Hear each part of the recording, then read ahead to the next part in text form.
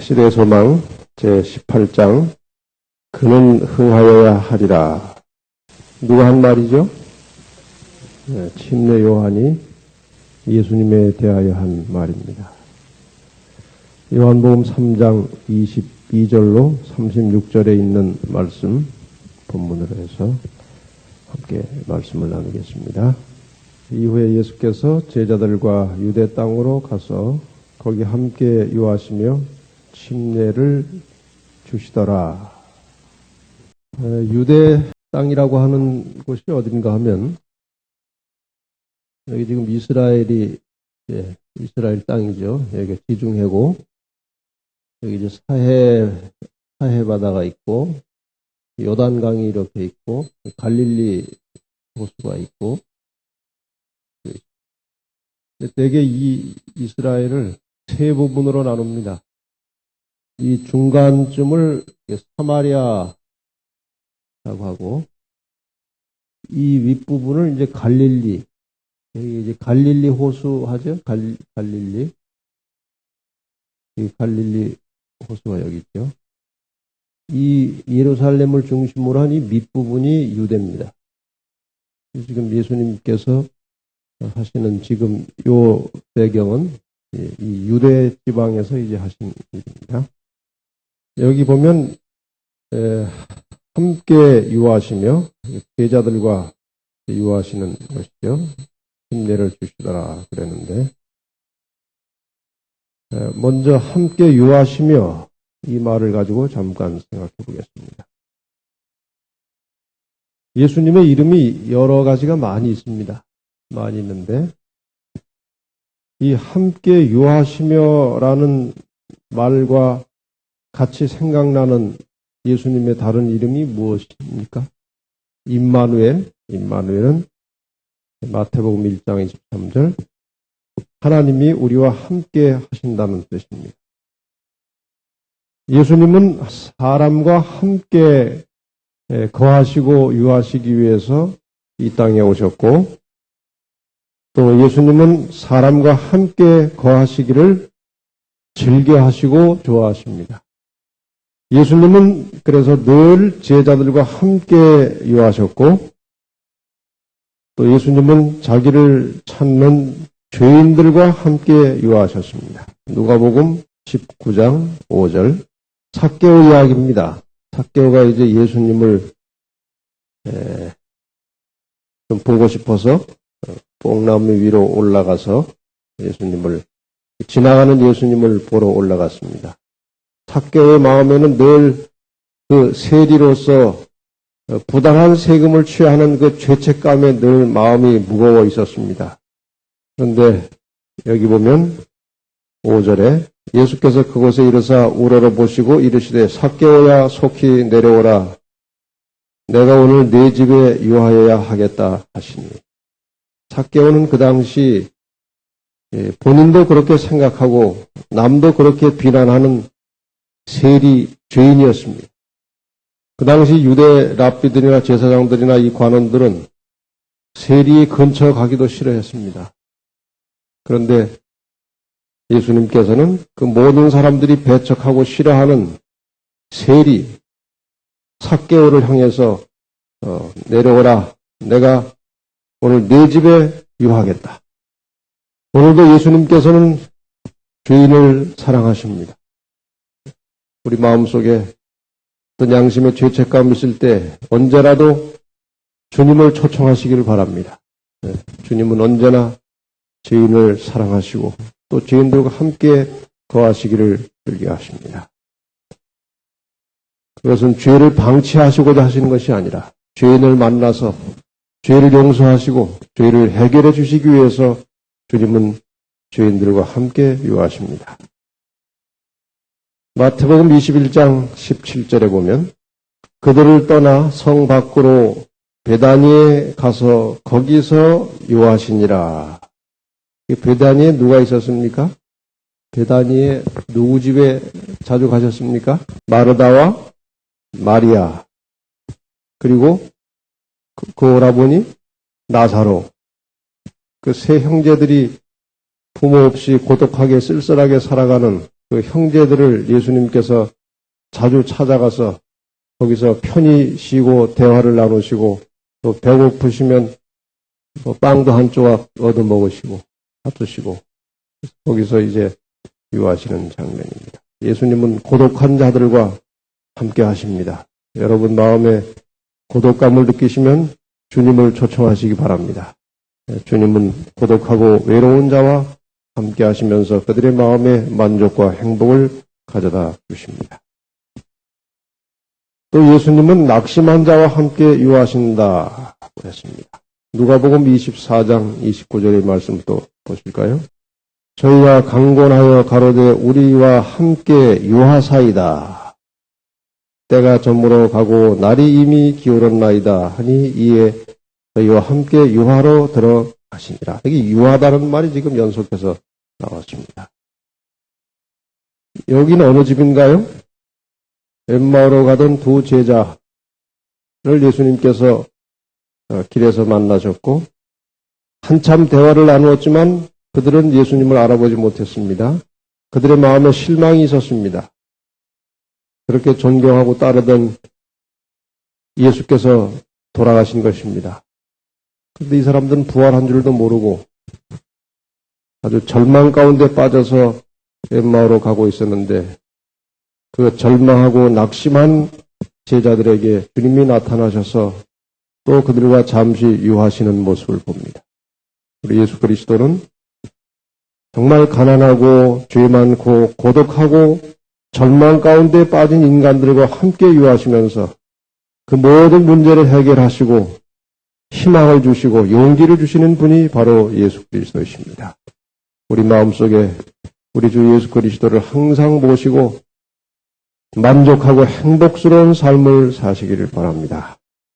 사람들과 함께 유하시면서 침례를 주시더라고 했는데 예수님께서는 단 한 명에게도 직접 침례를 주시지 않으셨습니다. 왜 그러셨을까요? 예수님께 침례 받고 나면 아마 두고두고 파가 생길 겁니다. 너는 누구한테 침례 받았냐? 나는 예수한테 침례 받았다. 그런 불필요한 문제를 남기지 않기 위해서 예수님은 직접 침례 주시지 않았습니다. 예수님의 제자들이 예수를 믿고 따르는 자들에게 침례를 베풀었습니다. 근데 이 당시는 아직 요한이 옥에 갇히기 전이기 때문에 요한도 계속해서 침례를 주던 시기였습니다. 그래서 이 당시에는 예수의 침례도 있었고 요한의 침례도 있었습니다. 그런 때가 있었습니다. 이 침례 역사에 대해서 잠시 좀 정리를 해보십시다. 침례의 정확한 기원에 대해서는 문헌으로 알려진 것이 없습니다. 어렴풋이 추측하기를 할례에서 이렇게 비롯된 것이 아니냐는 추측도 있지만 그건 정확한 것이 아닙니다. 침례 요한이 나타나서 침례를 주기 전에 이미 그 유대 나라에서는 이방인들이 유대교로 개종할 때에 침례를 베푸는 습관이 있었습니다. 그런 제도가 이미 있었는데 이제 침례 요한이 출현해서 그 같은 모양의 침례를 회개의 표시로, 그 전에는 개종의 표시로 주던 침례를 침례 요한이 나타나서 회개의 표시로서 침례를 베풀기 시작했습니다. 얼마 후에 예수님께서 그 제자들과 함께 활동하시면서 좀 전에 말씀드린 대로 그 제자들도 침례를 주었기 때문에 양쪽에서 침례 주는 침례가 그 공존하던 시기가 잠깐 있었는데 이것이 이제 현대 우리가 베풀고 있는 이 기독교적 침례의 하나의 과도기적인 그런 시기였다고 생각이 됩니다. 드디어 예수님께서 제자들에게 이제 하늘로 가시기 직전에 지상 명령을 내리셨는데 모든 족속으로 제자를 삼아 아버지와 아들과 성령의 이름으로 성부와 성자와 성령의 이름으로 침례를 주고 모든 것을 가르쳐 지키게 하라. 예수님께서 구체적으로 침례의 방법과 또 의미를 명하셨습니다. 그렇게 해서 오랫동안 침례가 베풀어졌는데 이 침례가 변질돼 가지고 세례로 바뀌었습니다. 세례. 이 사단이 이 기독교회에 이렇게 스며들어 와가지고 사람들이 이 복음의 본질을 왜곡시키고 구원에 대한 그 확실한 이해를 흐리게 하는 일들을 여러 가지로 합니다. 하나님을 못 믿게 하는 것은 자기 마음대로 안 되니까 하나님을 믿게 하되 믿을 경우에 아주 묘한 방법으로 복음의 본질로부터 벗어나게 만듭니다. 이 세례는 사실 전혀 성경하고 맞지 않는 것입니다. 그런데 이제 그 당시 물속에 도무지 들어갈 수 없는 이제 중환자들, 이제 침례를 받기 원할 때에 물속에 못 들어가니까요. 그 심각한 병 때문에. 그럴 경우에 이제 물을 바르는 습관이 있었습니다. 약식으로 물을 발라서 이제 하나의 의식을 치르는 습관이 있었는데 나중에는 그 중환자가 아닌 사람들에게도 그렇게 약식으로 물을 뿌리는 세례들을 이제 하기 시작했는데 뭐 이렇게 문헌을 보면은 그 근원이 여러 가지가 나오는데 이 그 11세기 초반 그러니까 서기 1000년대 서기 1000년 이 초반부터 십자군 전쟁이 있었습니다. 이 종교 전쟁. 이 가톨릭에서 이 십자군을 모집해가지고 이렇게 여기저기 파견해가지고 전쟁을 뭐 10차에 걸쳐서 일으켰는데 그 전쟁에 참여하는 자들은 반드시 교인이라야 하고 군인들을 막 이렇게 단체로 때로 이렇게 모집을 했는데 그 중에 침례 안 받은 사람들이 많이 있으니까 일일이 다 침례를 줄 수 없어서 이렇게 물을 뿌리는 그 약식 세례를 그때 시행해가지고 그것이 점점 자리를 잡았다. 그런 그 문헌이 있어요. 그런데 이것을 근거로 해주는 하나의 그 기록을 좀 찾아보니까 주후 1056년에 필자된 이미 그 전에 기록이 됐던 그러나 이제 이렇게 사본으로 남아있는 디다케라고 하는 것은 12사도의 가르침이라고 하는 내용인데 거기서 원칙적으로 흐르는 물에서 침례를 거행하되 그렇지 못할 형편일 때는 머리에 물을 바르거나 뿌리는 세례도 가함을 가르치고 있다. 그러니까 이것이 한참 세월이 지난 후에 사람들에 의해서 변질된 방법이지 이것은 성서적 방법이 아니죠. 그 침례라고 하는 것이 의미 자체가 장사를 지내고 부활하는 옛 자아가 죽고 새롭게 부활하는 의미인데 세례로는 그 의미를 도무지 충족할 수가 없는 것입니다.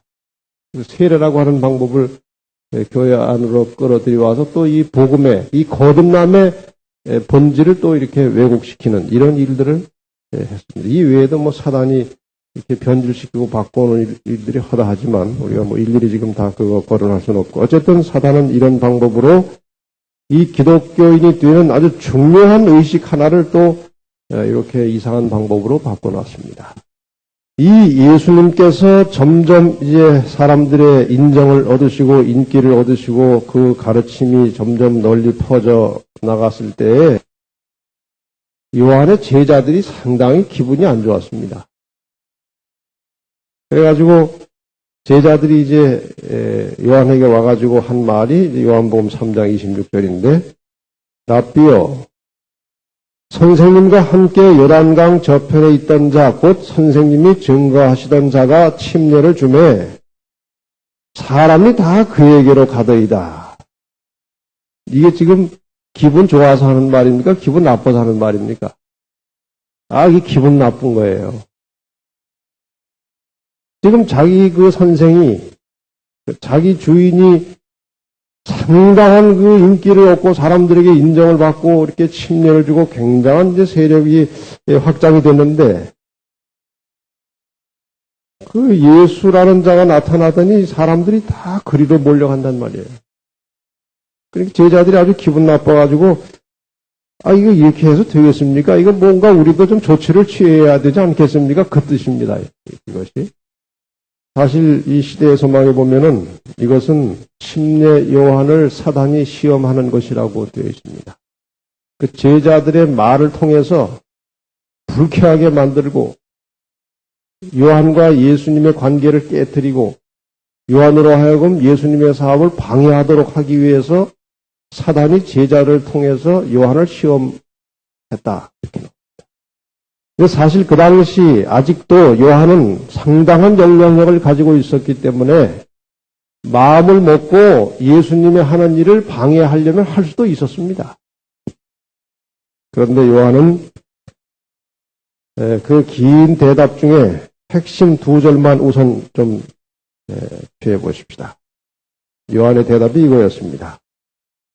신부를 취하는 자는 신랑이나 서서 신랑의 음성을 듣는 친구가 크게 기뻐하느니, 신부를 취하는 자는 신랑이지만 서서 신랑의 음성을 듣는 친구가 들러리죠. 그러니까 크게 기뻐하나니 나는 이러한 기쁨이 충만하였노라.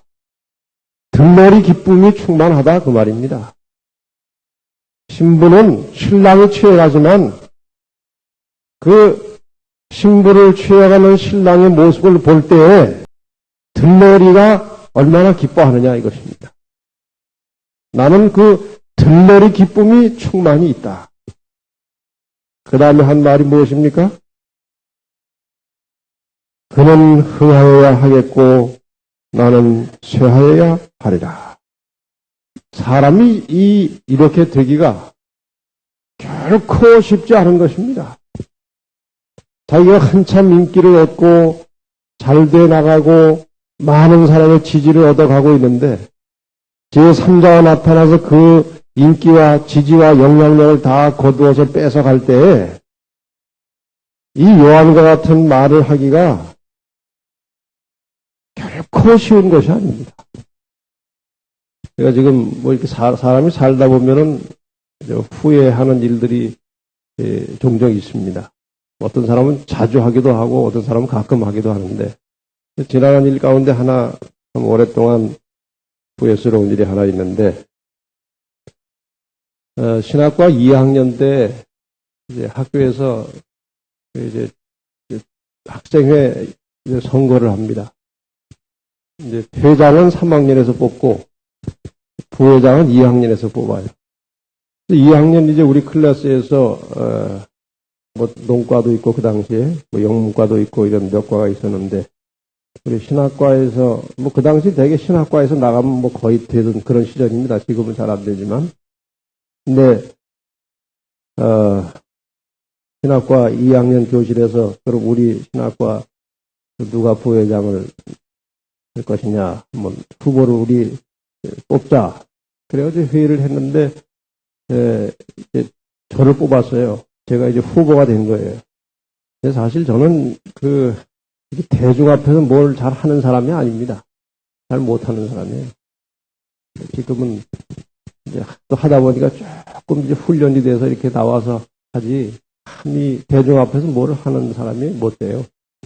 그리고 이제 옆에서 꼭 해야 된다고 하고 뭐 이렇게 지지하는 사람들이 이제 많이 일어나고 뭐 하라고. 그런데 아마 자기가 꼭 그 부회장 후보로 나가고 싶었던 학생이 하나 있었나 봐요. 그래서 얼마 있으니까 누구도 나간다 그래요. 같은 반인데. 이 신학과가 후보가 둘 나가면은 표가 나눠지면 다 떨어지잖아요. 근데 그 친구가 한번 저를 조용히 부르더라고요. 그러더니 3학년 때 학생회장 선거할 때 내가 너를 밀어줄 테니까 지금은 네가 양보를 하고 내가 나가는 게 어떻겠느냐 그래요. 지금 같으면은 뭐까지 그렇게 하라고 그랬을 텐데 그때는 그 마음이 또 안 그렇더라고요. 그래가지고 핑계는 이제 나는 뭐 들어가도 괜찮은데 주변에 이렇게 자꾸 이렇게 일을 많이 벌려놨는데 지금 내가 들어가면은 그동안 활동하던 친구들이 어떻게 되겠느냐. 그래가지고 양보를 못했어요. 그래가지고 신학과에서 둘이 나갔어. 근데 그 친구도 끝까지 이제 나오는 거예요. 그래가지고 둘 다 떨어졌죠. 근데 그때 양보했으면은 떨어지는 쓴맛도 안 보고 얼마나 좋았을까요, 이게. 근데 그게 안 되더라고요. 그게 인간이에요. 근데 여기 요한이 그 상황에서 그는 흥하여야 하겠고 나는 쇠하여야 하리라. 이건 정말 위대한 말입니다. 그리고 또한 이것은 우리 모든 그리스도인들이 매일의 생활 속에서 배워야 할 교훈이에요. 거기 시대의 소망 179페이지에 요한은 선천적으로 인간에게 공통된 결함과 약점을 가지고 있었으나 거룩한 사랑의 접촉은 그를 변화시켰다. 요한도 그런 인간적 약점을 가지고 있었다 이것입니다. 그런데 하나님의 거룩한 사랑과 접촉됨으로 그는 변화를 입게 되었다. 그는 이기심과 야심에 물들지 않은 분위기 속에서 살았으며 시기의 도끼에는 초야한 사람이었다. 그는 그의 제자들의 불만에 공감을 표시하지 않고 오히려 자기와 메시아의 관계를 자기가 얼마나 명백하게 이해하고 있으며 자기가 위하여 길을 예비한 분을 얼마나 반갑게 환영하였는지를 보여주었다. 요한의 정신은 위대한 정신입니다. 요한은 믿음으로 구속주를 바라봄으로 자기 희생의 경지에 도달했다. 믿음으로 구속주를 바라봄으로 어린 양 되신 예수 그리스도를 믿음의 눈으로 바라봄으로 자기 희생의 경지에 도달했다. 그는 사람들의 이목을 자기 자신에게 이끌려 하지 않고 그들의 생각을 높고 더 높은 곳으로 끌어올려 하나님의 어린 양을 주시하기에 이르기까지 힘썼다. 우리 모든 그리스도인은 육신적으로는 연약하고 늘 자고하는 마음, 자족하는 마음을 가지고 있지만 항상 우리는 자기와의 투쟁을 통해서 요한처럼 자기를 희생하고 자기를 낮추고 자기를 비울 수 있는 그런 경지에 들어가기 위해서 끊임없이 움직여야 되는 것입니다. 그런데 우리 인간들은 참 허술하고 연약한 존재들이에요. 제가 이 교회 목회를 많이 안 했기 때문에 실감나는 경험은 많이 못했습니다만은 이제 해마다 연말에 교회에서 그 직원 선거를 하면 참 그리스도인답지 못한 추한 모습들이 많이 나타나요. 그래가지고 서로 양극화 현상이 있어요. 한쪽 무리는 너무 뭘 하려고 하는 사람이 있어요. 또 한쪽은 쉽게 교회 다니려고 주도 안 하려고 하는 사람이 있어요. 둘 다 틀린 겁니다. 교회 일이라고 하는 것은 자기가 하려고 나서서도 안 되고 또 이 기도하고 그리고 선거위원회에서 선출을 하면은 그 주는 직분을 그렇게 거절해도 안 되는 것입니다. 그래서 주시는 직분 따라서 부르심 따라서 성실하게 살아가는 것이 그리스도인입니다. 그리고 하려고 나서는 사람을 시키거나 그런 사람이 뭐가 되면 반드시 후유증이 있어요. 이 교회 안에서는 어떤 직책을 본인이 하기 위해서 나선다는 것 자체가 그 인격적 결함과 신앙의 어떤 한 부분이 모자라는 것입니다. 그 나서는 것 자체가 모자라는 거예요. 그렇기 때문에 그런 사람은 상당한 능력과 기능이 있다 하더라도 이 교회 안에 일이라고 하는 것은 무슨 실력과 기능과 능력 그거 가지고 되는 게 아닙니다. 이것은 아주 겸손한 믿음을 가지고 하나님을 의지하는 사람들에 의해서 이 일이 이루어지는 것이지 능력 있는 사람들의 그 재간으로 교회 일이 되는 게 아닙니다. 그래서 우리는 항상 자기를 비우고 낮추고 그렇게 살다가 소명이 있으면 즐겁게 순종하고 그런 사람을 하나님께서 쓰시는 것입니다. 우리 모두 다 그러한 정신으로 사시게 되기를 바랍니다. 침례 요한과 같이 충실한 종들은 첫째, 자기를 위한 명예를 구하지 않을 것이다. 경쟁심 때문에 귀중한 복음 사업을 망치게 하는 일은 없을 것이다. 이 사람이라는 게 참 묘해요. 아주 묘해요. 그래서 내가 뭐가 되려고 하다가 다른 사람이 됐다 이겁니다. 그럼 다른 사람이 이렇게 뭐 해나가는 것이 잘 되기를 바랍니까? 안 되면 은근히 좋습니다. 솔직히.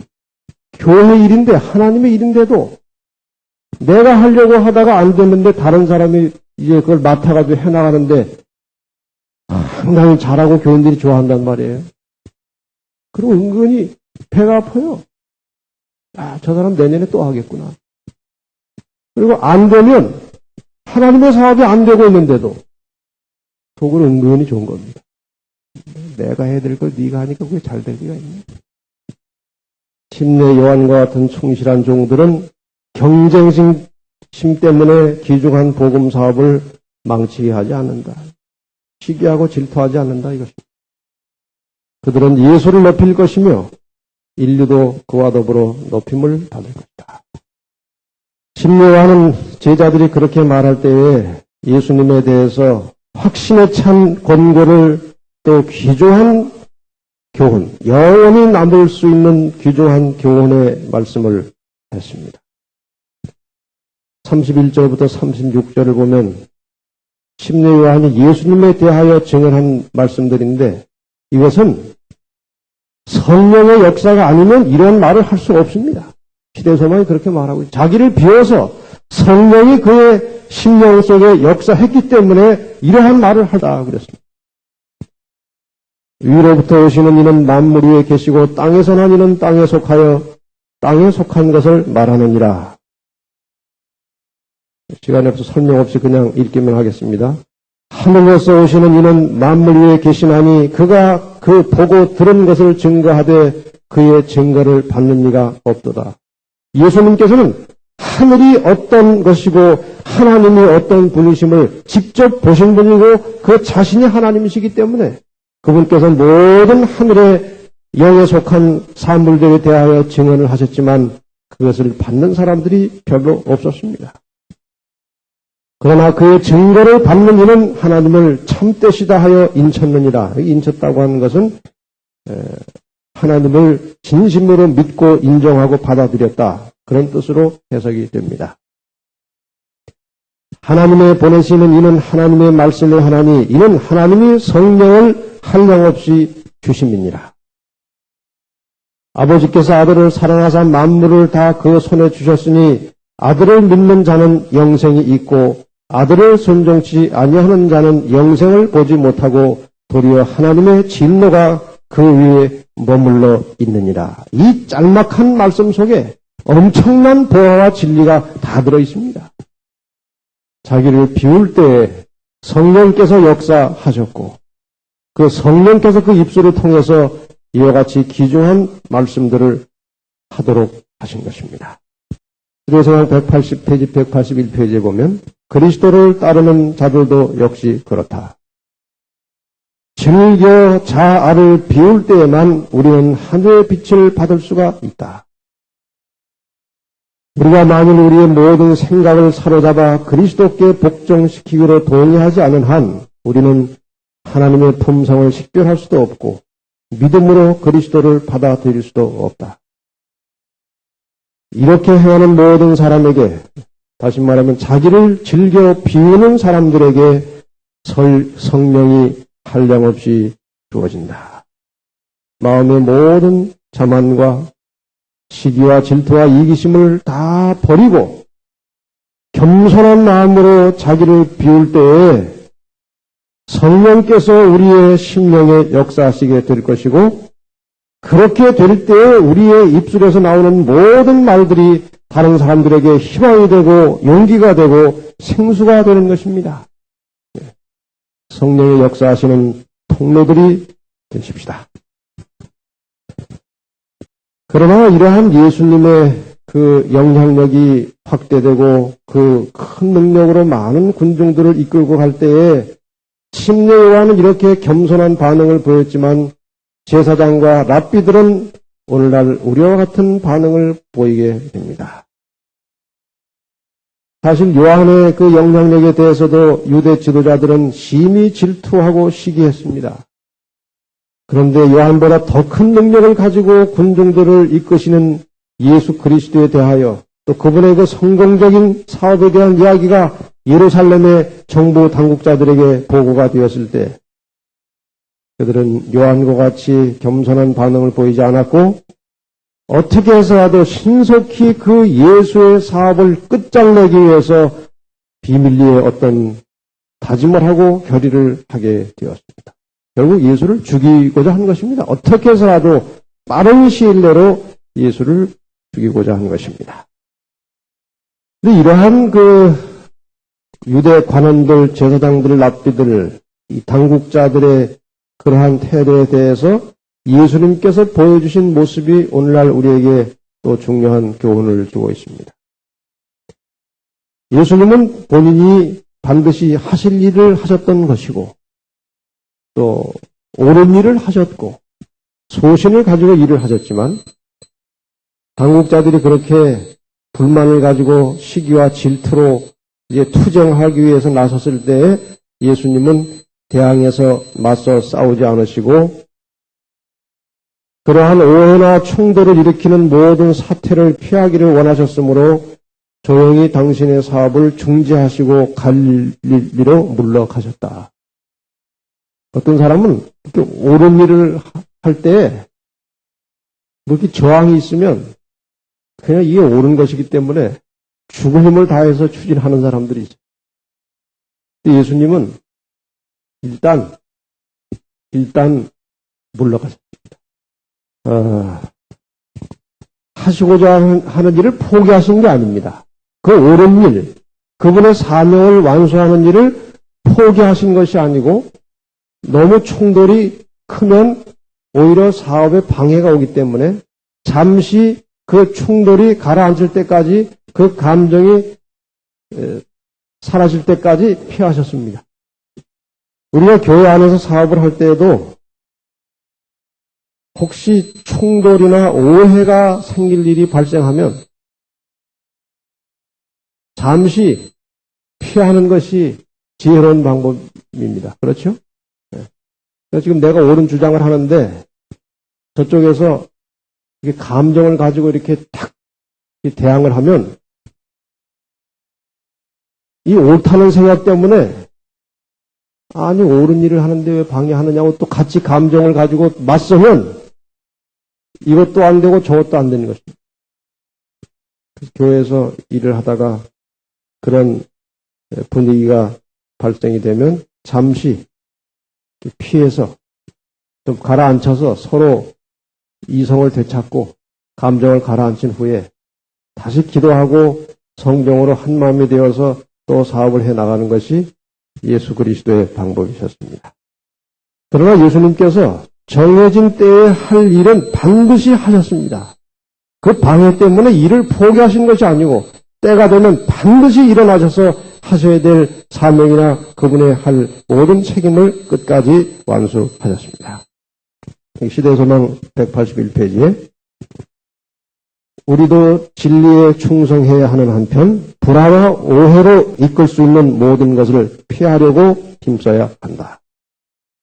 그 까닭은 언제든지 이러한 일이 일어나면 영혼들을 잃는 결과를 초래하기 때문이다.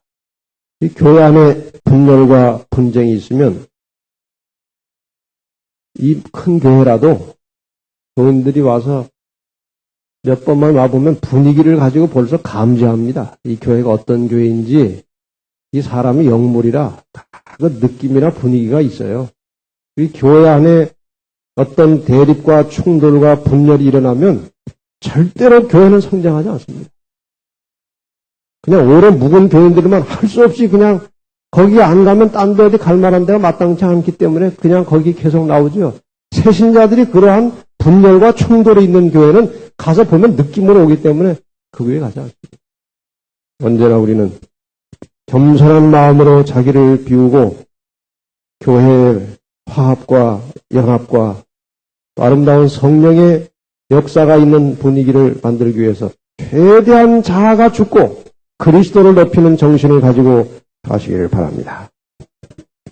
끝으로 이제 요한의 사명과 그리스도의 사명. 요한은 요한으로서 해야 될 몫이 있었고 예수님은 예수님의 사명이 또 별도로 있었습니다. 요한의 제자들은 요한이 이 나라에 굉장한 계획을 일으켜서 마치 메시아와 같은 역할을 자기들의 스승인 요한이 해내기를 은근히 기대하고 있었습니다. 그러나 요한은 예수님 나타나시기 전에 그 길을 준비하는 그 자기 나름대로의 영역이 있었지 예수님이 하실 일까지 해서는 안 되는 것입니다. 여기 시대서양 182페이지에 참 좋은 말씀이셔서 읽겠습니다. 중간에 인간 지도자를 하나님보다 신뢰하지 말라는 제목을 붙였습니다만 하나님께서는 어떤 사람을 부르시어 일정한 사업을 하게 하신다. 그가 그 사업을 감당할 자격이 있을 때까지 추진시켰을 때에 주님께서는 그 사업을 한층 더 추진시키기 위하여 다른 사람을 불러들이신다. 여러분, 이 말씀의 뜻을 이해하십니까? 어떤 사람이 일을 잘하면은 인간들은 계속 그 사람이 지도해 주기를 원합니다. 그러나 하나님께서는 그 사람을 통해서 하실 일이 있고 또 그 사람이 지나간 다음에 올 사람을 통해서 하실 일이 또 있는 것입니다. 그래서 교회는 교회 지도자나 혹은 교회 목회자가 오고 가는 일에 대해서 교인들이 가라 더 있으라 그렇게 해서는 안 됩니다. 그것은 하나님께서 하실 일입니다. 비록 지도자들이 올바른 판단이 서지를 못하고 또 혹시 약간 치우친 결정을 하는 경향이 있다 할지라도 그렇다 할지라도 하나님께 의지해야 되는 것입니다. 그래서 우리가 이 말씀을 좀 잘 주시해서 보시기를 바랍니다. 하나님께서 계획을 가지고 계셔요. 그래서 우리 모든 성도들이 겸비한 심령으로 함께 연합하여 성령의 역사하는 교회가 된다면 지도자가 누가 와서 되든지 하나님께서 그 교회를 끌고 가실 것입니다. 그 지도자가 그렇게 하나 돼서 화합해서 일하는 분위기에 맞지 않는 지도자라면 하나님이 언젠가 갈아서 딴 사람을 보내실 것이지 사람이 이렇게 저렇게 할 수 없는 것입니다. 늘 우리는 인간 지도자보다 우리의 진정한 왕이신 하나님을 전적으로 신뢰하고 사시기를 바랍니다. 그것을 훈련해야 되는 것입니다.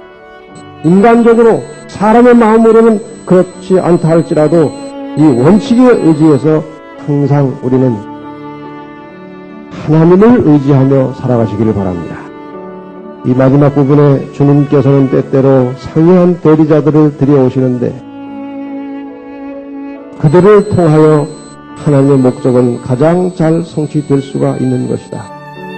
자아를 즐겨 겸비케 하면서 침례 요한과 더불어 그는 흥하여야 하겠고 나는 쇠하여야 하리라고 말하는 자들은 복이 있다.